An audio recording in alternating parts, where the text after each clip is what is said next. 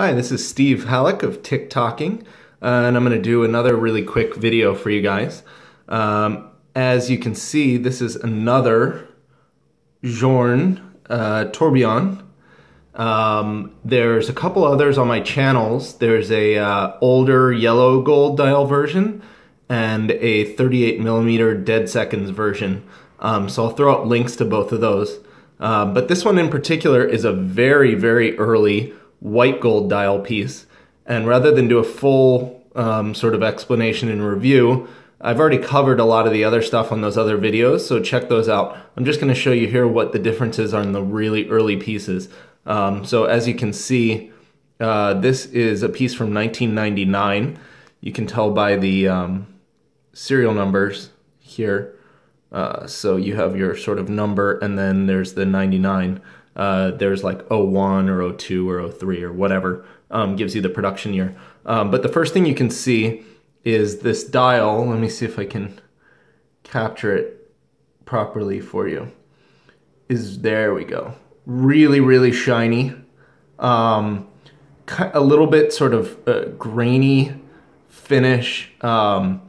Really, really beautiful. It picks up the light and it gets sort of either very light or very dark, depending on how the light is hitting it. So in my opinion, these are the prettiest dials.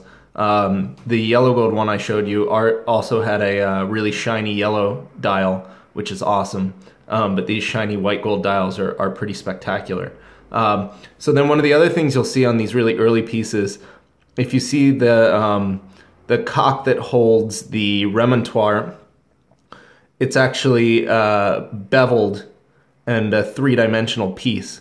If you look at the other yellow gold piece that I put the video on, you'll see that it's a flattened piece of metal, and that is that happened on the later pieces. They flattened those off, and so this, if you see one of these beveled pieces, you know it's a really early piece.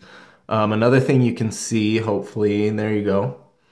If you look right here on the tourbillon cage itself, there's a tiny little hole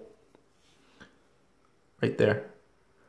And that hole was originally thought to be needed to poise, like a balance by weight, the tourbillon carriage. But it turned out that Journe didn't need it. And so the pieces after this were made without that little hole. So that's another way that you know it's a really early piece. This piece is number 35, and I've seen on the internet somebody posted that they had 38, and theirs didn't have a hole. So this may have been one of the very last pieces, although it's not certain that they were sequential or anything. You know, maybe they had a bunch of these carriages that were made and a bunch of the other ones, and they sort of mixed and matched. But certainly in this era was the transitional period between these beveled and flat cocks and the hole on the carriage versus not having those. Then some of the other differences you'll see are the actual sizes of these power reserve numbers change a little bit between the different generations. Also the dots on this change a little bit, but I'm pretty sure that these are the same with the yellow gold piece I threw up earlier.